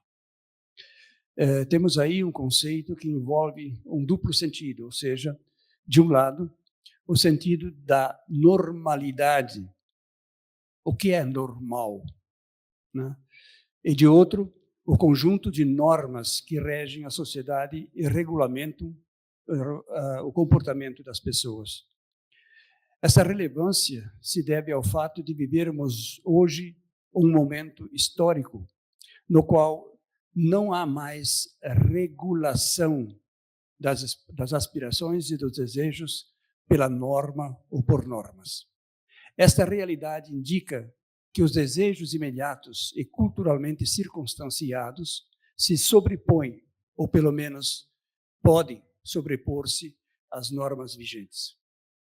Relevante na sociedade contemporânea é a centralidade do paradigma econômico. Acho que esse é um aspecto fundamental, sobremodo aqui em nosso país. A centralidade do paradigma econômico que a tudo parametriza, seja positiva ou negativamente. Esse processo somente é possível com base no sentimento do desejo. Portanto, é central a geração de desejos. É central a geração de desejos. Esse é o elemento fundamental do economicismo contemporâneo. Gerar desejos configurados como essenciais à boa vida e à felicidade. A felicidade humana depende essencialmente da capacidade de consumir. Consumir é ser feliz. Desse cenário deriva uma série de consequências, entre as quais posso mencionar as seguintes. 1. Nunca na história o sujeito foi, ao mesmo tempo, tão livre e tão prisioneiro como na atualidade. 2. Busca-se a liberdade a qualquer custo, mas nunca as pessoas foram tão dependentes e submissas ao sistema econômico como na atualidade. E, nesse sentido, o sujeito se encontra cada vez mais abandonado. Terceiro, há uma diferença radical e profunda entre a vida que levaram nossos antepassados e a vida que levamos hoje. Quarto, é relevante e desafiador perguntar quais são hoje os referenciais ou os paradigmas da vida boa, para além do aspecto meramente econômico. Quinto, central nesse contexto é como organizar as nossas aspirações num sistema econômico que se sustenta com base na produção de desejos. Esse é um dos fundamentos do sistema, produzir desejos. Desejos que, em princípio, não existem, ou necessidades que, em princípio, não existem, são artificialmente produzidos, com interesses econômicos, evidentemente. Como enfrentar a poderosa ideologia do consumismo, na qual quem pode consumir é alguém, e quem não pode consumir é ninguém. Ou seja, desinteressante para o sistema e, portanto, descartável. Sétimo, a centralidade do consumo torna o término do mês um fim de mundo para uma parte considerável da população. Para muitos, o fim do mês é o tempo da incerteza, da tensão, da turbulência e mesmo do desespero familiar. Nesse sentido, o tema dos limites é central na antropologia contemporânea. Oitavo, para grande parte, talvez a maior parte, da população, a mais significativa carência é uma utopia antropológica. Ou seja, quais são as expectativas do futuro? Nós não temos mais uma utopia antropológica. Por quê? Porque somos simplesmente dominados pelos interesses do mercado, que mudam, podem mudar. Essa questão é fundamental do ponto de vista educacional, visto que a educação necessita, como horizonte, ou seja, como projeto pedagógico, uma antropologia emancipadora, humanizadora.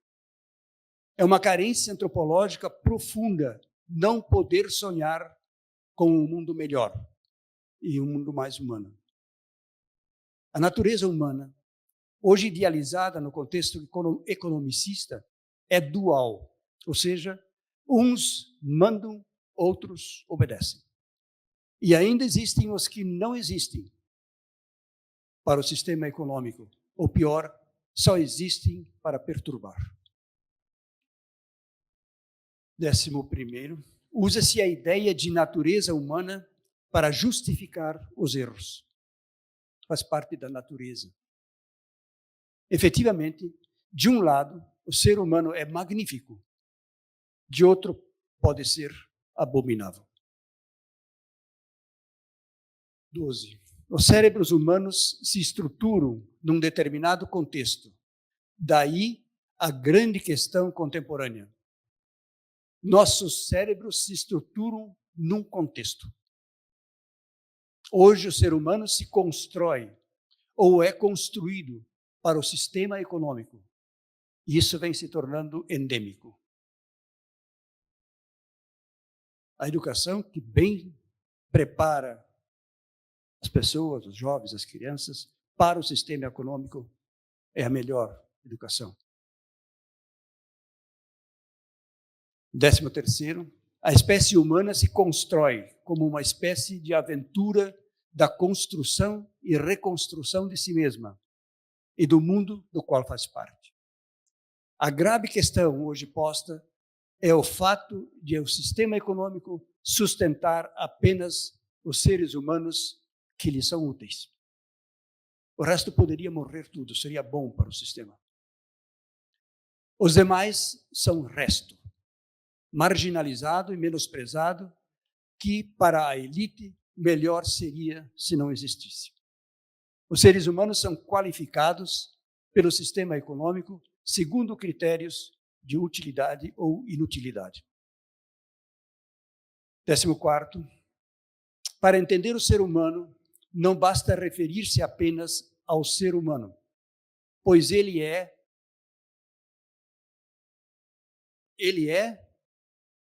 pois ele é e ele é o seu mundo. Ele é ele e o seu mundo. Nascemos humanos, mas não humanizados. Nascemos humanos, mas não humanizados. Só o ser humano pode humanizar e se humanizar. Todos os seres usam instrumentos, mas só o ser humano usa instrumentos para construir a si mesmo, apropriando-se das mediações construídas ao longo de milhões de anos. Essas observações que eu acabo de fazer cabem, a meu juízo, perfeitamente na abrangência do título da palestra do professor Licínio: a educação como um direito, enfrentando as dificuldades em diferentes tempos, dimensões e territórios. É isso.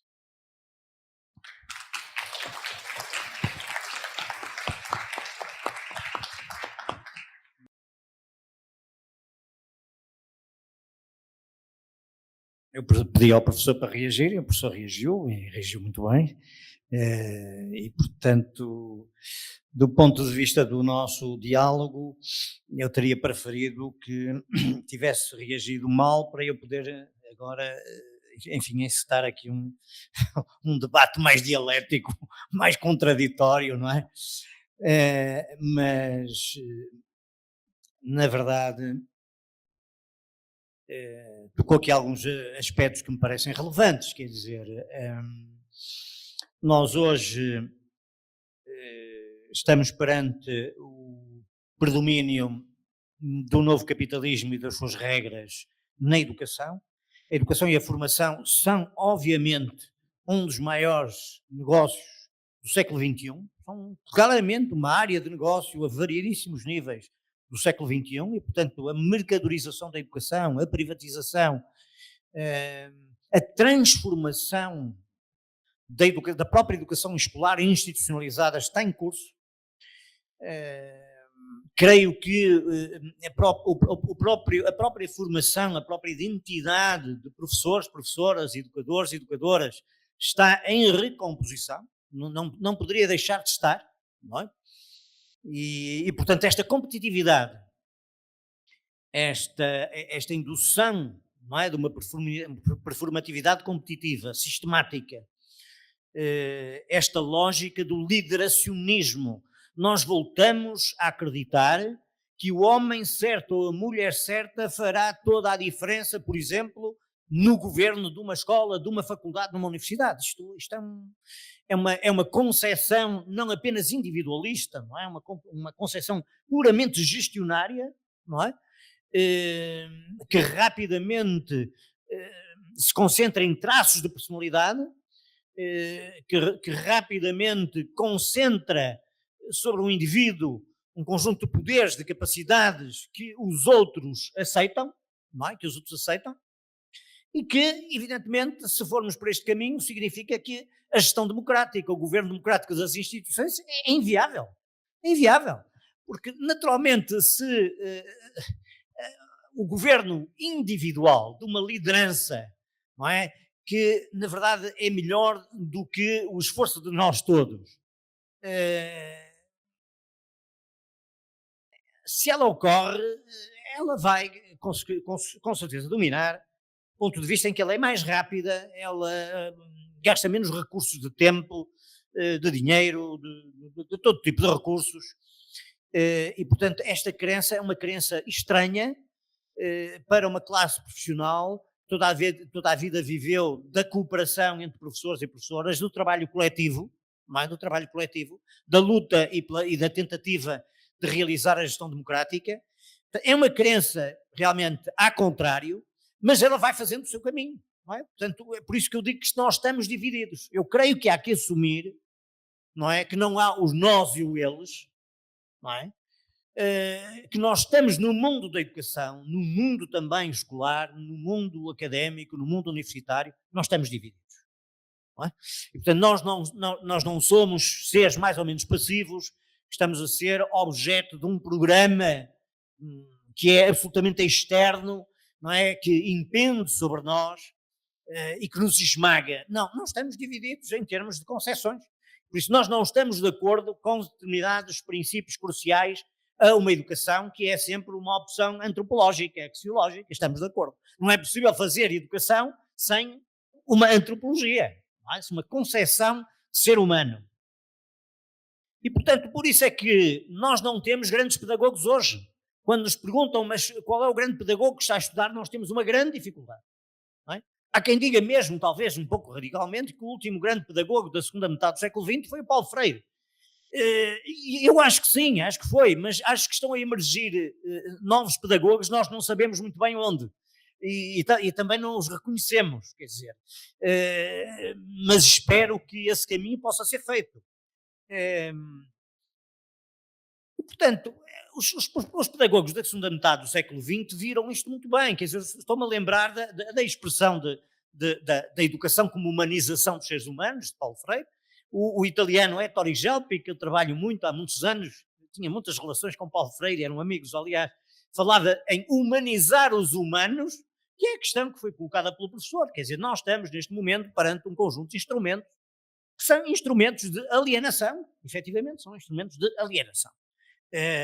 Começando por a tentativa de controlo digital, já o mundo da digitalização tem um poder enorme, já não através de apenas normas ou categorias normativas, não é? Vindas da legislação, dos documentos injuntivos, das circulares, dos regulamentos das escolas, das secretarias municipais, do MEC, etc., mas hoje através de instrumentos muitíssimo mais insidiosos, porque muito mais poderosos, que estão contidos nos interstícios das plataformas eletrónicas que nos comandam.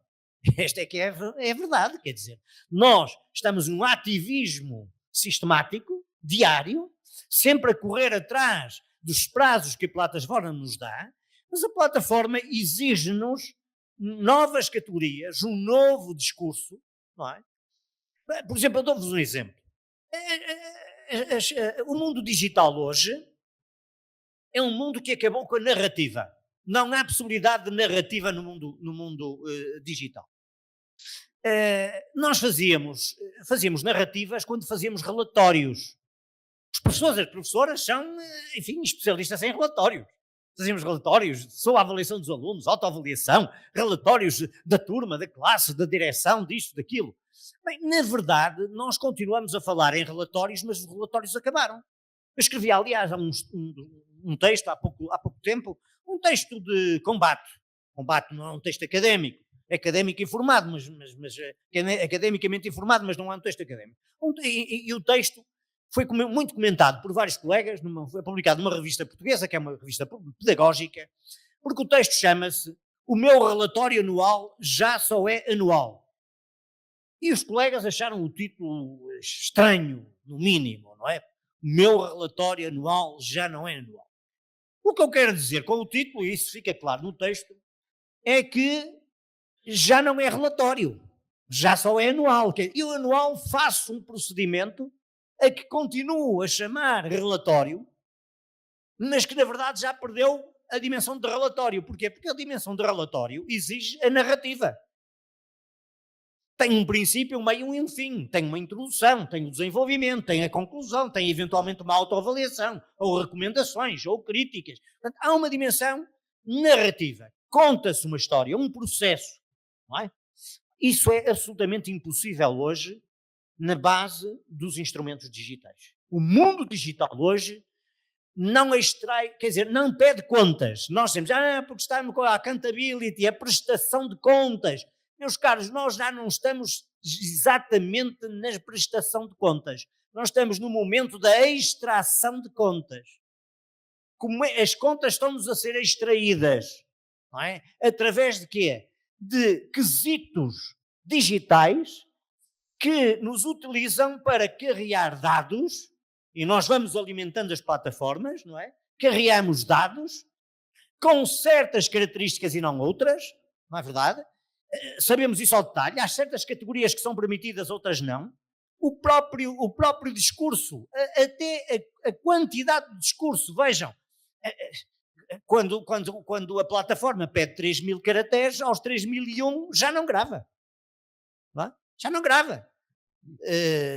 Eu que estudo mais ou menos isto, não sou especialista, e tenho uma relação difícil com este lado panóptico de controlo, de vigilância do digital, fui incluindo várias estratégias defensivas e ofensivas relativamente às plataformas. Algumas são verdadeiramente cómicas. Eu, quando tenho problemas de não gravar porque tenho demasiados caracteres, eu não, apesar de ter sido professor de português e tentar cuidar da minha escrita, eu tiro a pontuação no texto. Tiro pontuação. Não é? E acho que é uma estratégia. Não é? Nos programas das minhas disciplinas, nas ementas, eu tenho longas bibliografias, sou muito analítico nos programas. E corta, por exemplo, a plataforma corta-me nos autores logo no G. Os autores com G ou H já corta. Eu aproveito e coloco uma nota dizendo que só o programa completo pode, enfim, providenciar a bibliografia completa que o professor recomenda. Portanto, eu vou procurando fazer isto, que enfim, é uma forma de sobreviver e de certa forma mostrar o meu desagrado, que não tem implicações, porque sistemicamente não é, seria preciso toda a gente fazer ou ter outras estratégias mais coletivas, não é? Mas na verdade nós estamos perante uma situação que é, desse ponto de vista, uma situação dramática. Retira-nos autonomia, e aqui volto para terminar ao tema, não é? Quer dizer, eu não acredito numa escola mais democrática sem capacidade deliberativa dos professores e das professoras. Quer dizer, o professor e a professora têm que, perante os acontecimentos da sala de aula, que são muitíssimos, a complexidade das decisões pedagógicas, didáticas, comportamentais, que são infindáveis, têm que ter a capacidade de agir na hora. Não é?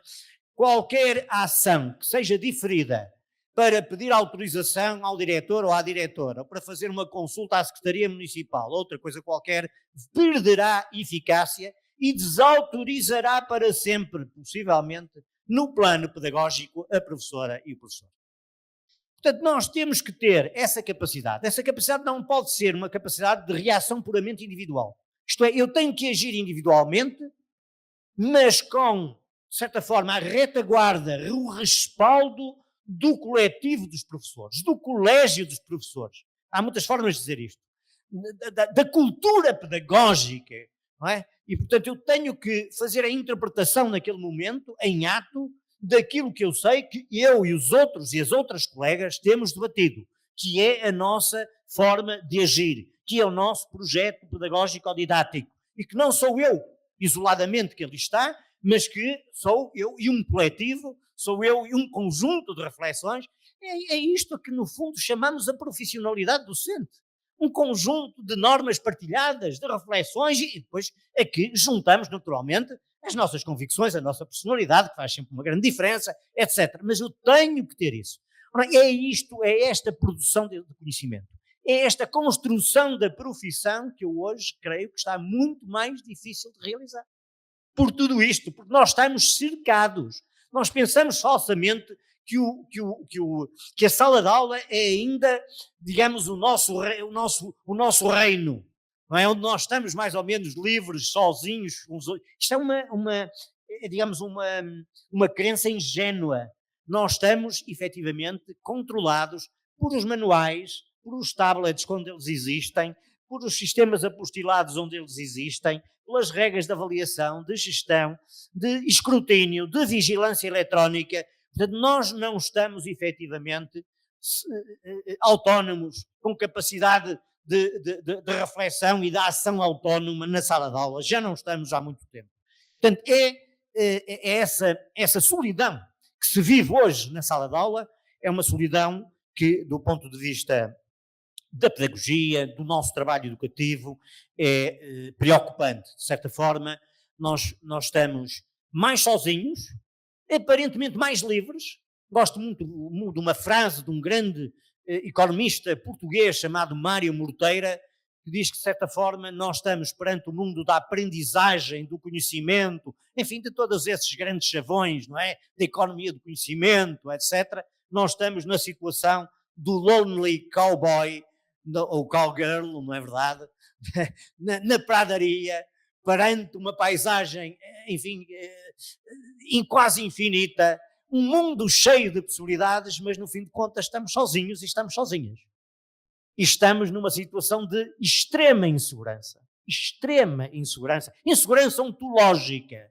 O que se vive na Europa hoje é uma insegurança ontológica dos professores e das professoras na sala de aula. Um medo intuído. Se me disserem, mas é objetivo, há razões objetivas para esse medo, eu diria, com tanta intensidade, não me parece. Neste momento, mas os nossos professores, as nossas pessoas estão a intuir, não é? Esse medo existencial, esse medo de arriscar, esse medo de agir. Ora, o que acontece é que os professores e as professoras estão a ficar paralisados, de certa forma, não é? Estão a ficar com medo, estão a ficar numa situação que os apassiva, que os aliena a si mesmos. O que significa que, nesta situação, dificilmente podem contribuir para uma pedagogia mais ativa, para uma didática que é uma didática da autonomia, não é? Porque um professor autónomo ainda pode, naturalmente, tentar contribuir para a autonomia dos seus e das suas educandas. Se o professor não se considera autónomo na sala de aula, vai ficar difícil contribuir para a autonomia dos seus e das suas alunas. E, portanto, creio, desse ponto de vista, que nós temos que refletir muito num pensamento pedagógico crítico. Nós temos que revalorizar a pedagogia, não é? Eu creio que há 10, 15 anos não me via a dizer esta frase, não me via, porque eu tenho com a pedagogia relações tensas, com certas pedagogias, pela sua dimensão às vezes normativa, etc., mas isto chegou a um ponto que é tão mau, tão urgente mudar, etc., que eu creio que sem uma pedagogia crítica, efetivamente, nós não vamos lá. Sem essa antropologia, sem essa dimensão axiológica, sem esse pensar profissional sobre a educação, sem a construção de uma linguagem própria. Reparem, nós estamos a perder a nossa linguagem. A linguagem dos professores e das professoras está a ser a linguagem da economia e da gestão. Está a ser uma linguagem da guerra, das estimativas, da avaliação, das capacitações. Nós estamos a começar a falar uma linguagem que não é a linguagem da educação e da pedagogia. Não é? É uma linguagem que eu encontro nos manuais da economia e sobretudo da gestão. Os da gestão são os que eu mais... Da gestão empresarial, da gestão do mundo dos negócios. Essa linguagem é, efetivamente, a linguagem que está a entrar.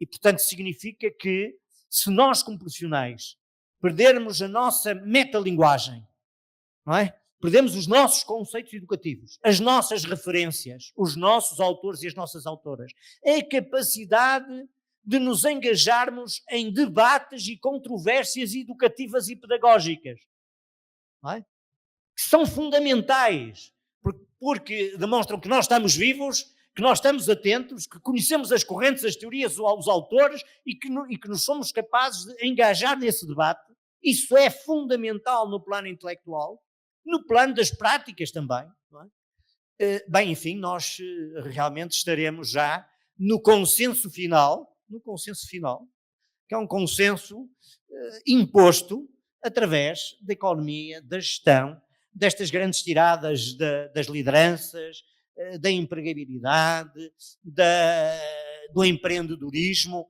que em certos países já começa nos jardins de infância, na educação infantil, não é? A Associação Portugal, a Associação Industrial Portuguesa tem programas de empreendedorismo para a educação infantil.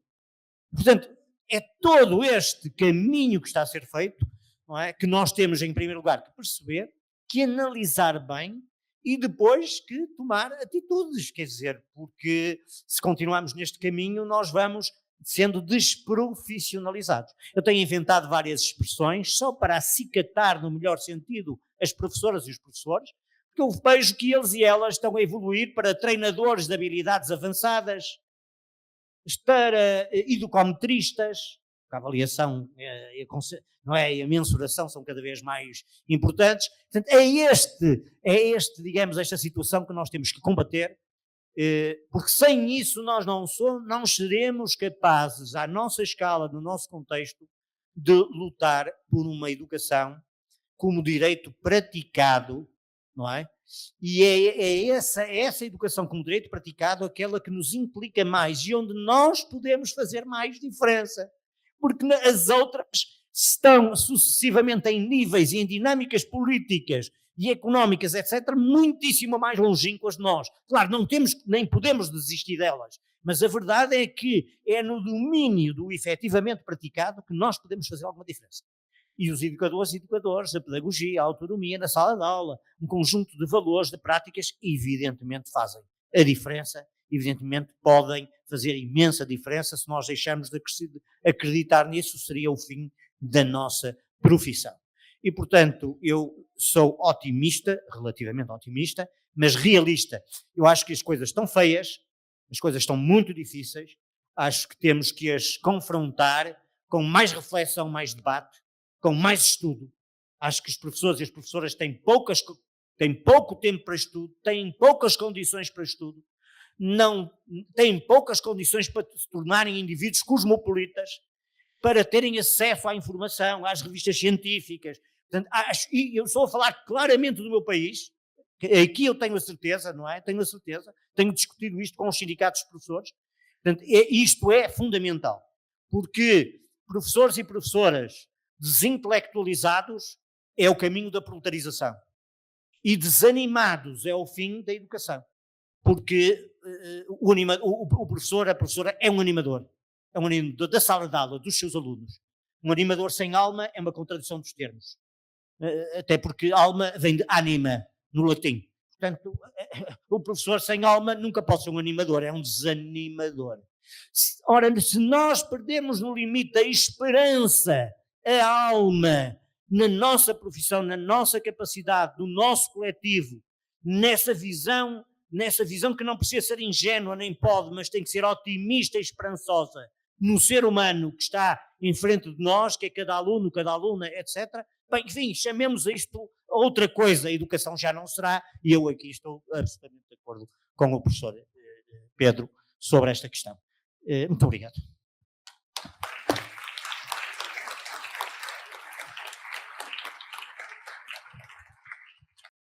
Bom, acho que chegamos ao final. Quero agradecer a todas as pessoas que estão aqui presentes, mas quero agradecer de maneira muito especial a participação ilustre, inteligente do professor Licínio, que nos deu o ar de sua graça aqui, e é um professor ocupadíssimo, trabalha em vários países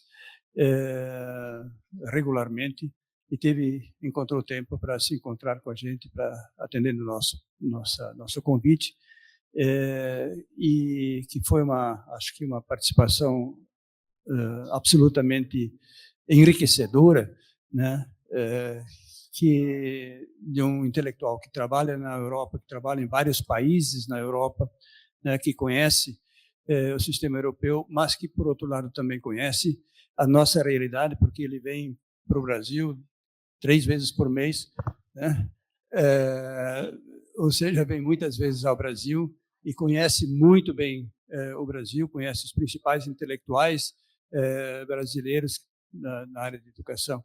Então, eu acho que eu posso falar em nome de todos, o nosso agradecimento muito sincero por esse momento enriquecedor para todos nós. Muito obrigado.